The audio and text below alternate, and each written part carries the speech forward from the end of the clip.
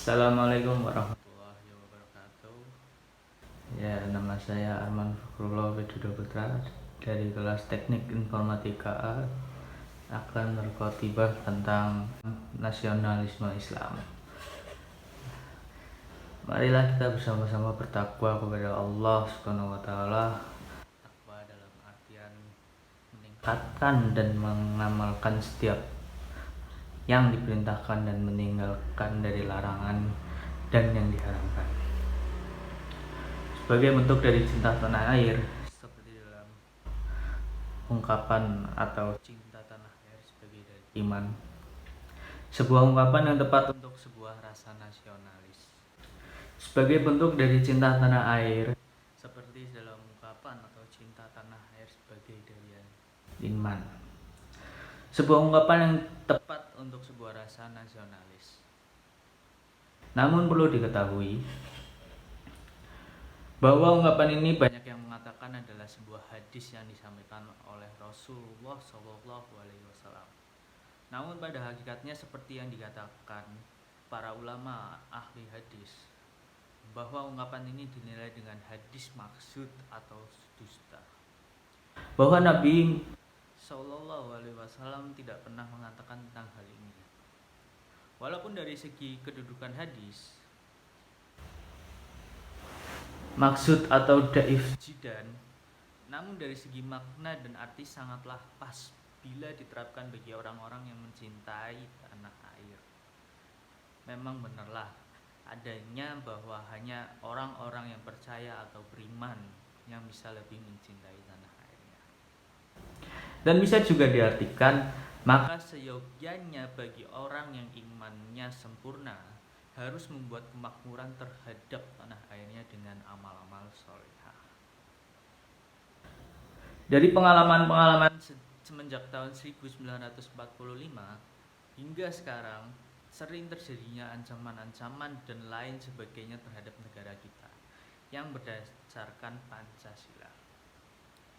Namun begitu kita tetap berdiri dan sentosa, hal tersebut dikarenakan oleh cita-cita ataupun pandangan hidup bangsa Indonesia yang digali dari kalbu bangsa Indonesia sendiri, yang terumus dalam Pancasila.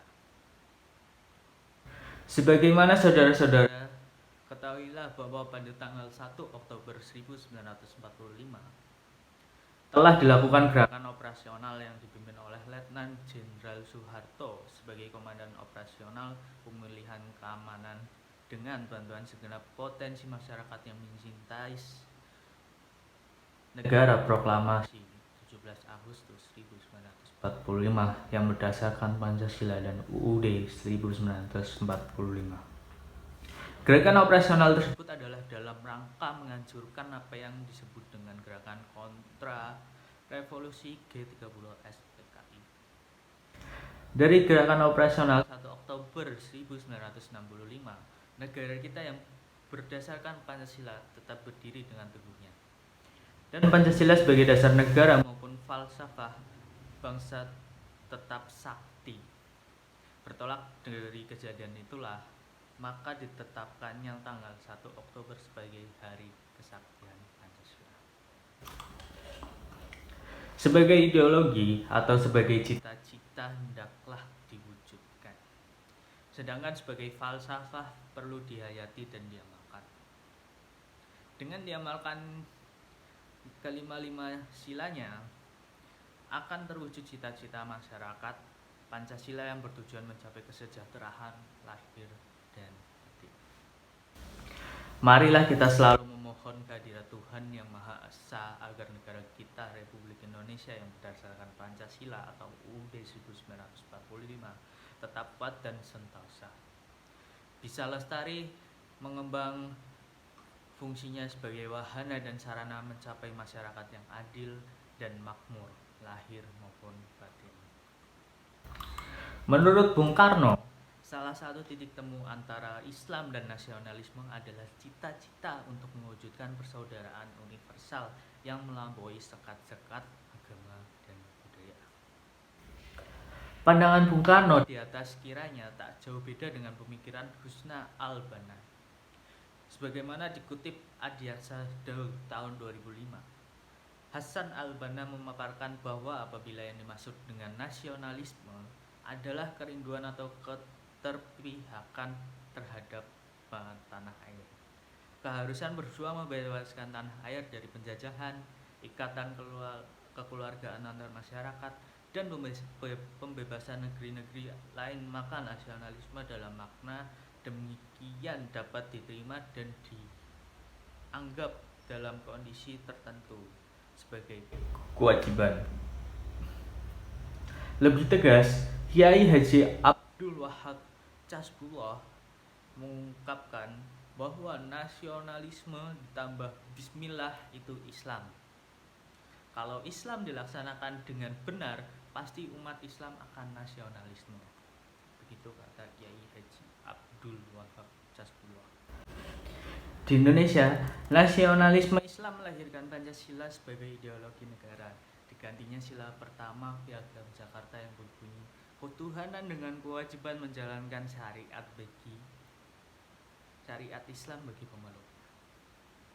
Menjadi ketuhanan yang Maha Esa pada sidang PPKI 18 Agustus 1945 merupakan bagian terpenting dari kesadaran nasionalisme umat Islam secara kolektif. Bung Karno adalah pencetus Pancasila dan menjadikan sebagai ideologi negara.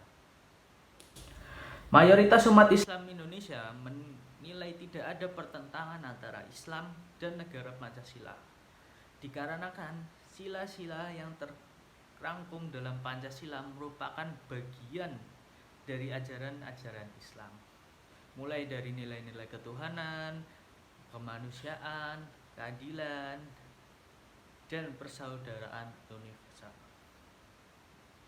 Pancasila adalah falsafah negara Indonesia yang mencerminkan kondisi bangsa kita sangat plural, baik dari segi agama, suku, budaya, dan sebagainya. Maka tak heran bila Gus Dur, sebagaimana dikutip Nurholik Ridwan dalam Gus Dur dan Negara Pancasila tahun 2020, menegaskan tanpa Pancasila negara akan bubar. Pancasila adalah seperangkat asas dan ia akan ada selamanya. Ia adalah gagasan tentang negara yang harus kita miliki dan kita perjuangkan.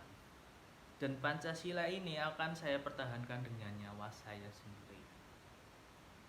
Tidak peduli apakah ia akan kebiri oleh angkatan bersenjata atau dimanipulasi oleh umat Islam atau disalahgunakan keduanya. Dari paparan di atas menjelaskan bahwa tidak ada pertentangan antara Islam dan nasionalisme, bukan sesuatu yang bertentangan. Nilai-nilai nasionalisme ada dalam ajaran Islam.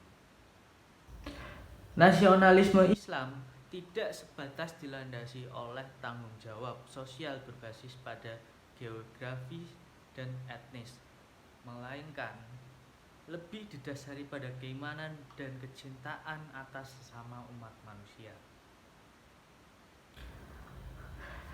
Nasionalisme Islam Indonesia bermakna luas, tidak bersifat sektarian sebagaimana diteriakkan sekelompok muslim yang menginginkan Islam sebagai ideologi negara. Nasionalisme Islam Indonesia dilandaskan pada asas kebinekaan. Karena umat Islam yang nasionalisme tentunya akan menerima Pancasila sebagai satu-satunya dasar negara kesatuan Republik Indonesia atau kita sering sebut NKRI. Dengan demikian, perspektif mengenai pemikiran Islam khususnya masalah etika dan esensi nilai keislaman akan menular pada sistem pergaulan sosial masyarakat Indonesia. Dan hal tersebut akan mempengaruhi masa depan bangsa dan akan dijadikan sebagai standar wawasan kebangsaan.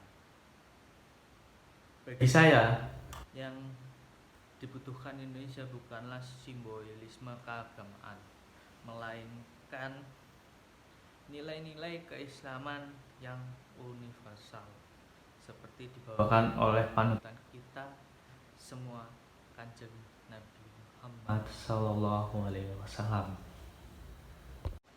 Sekian khutbah yang dapat kami sampaikan pada kesempatan ini.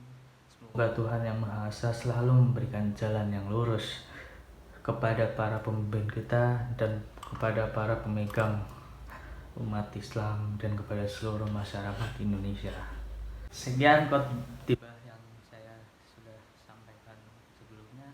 Mohon maaf apabila ada salah kata atau yang tidak mengenakan. Saya mohon maaf. Assalamualaikum warahmatullahi wabarakatuh.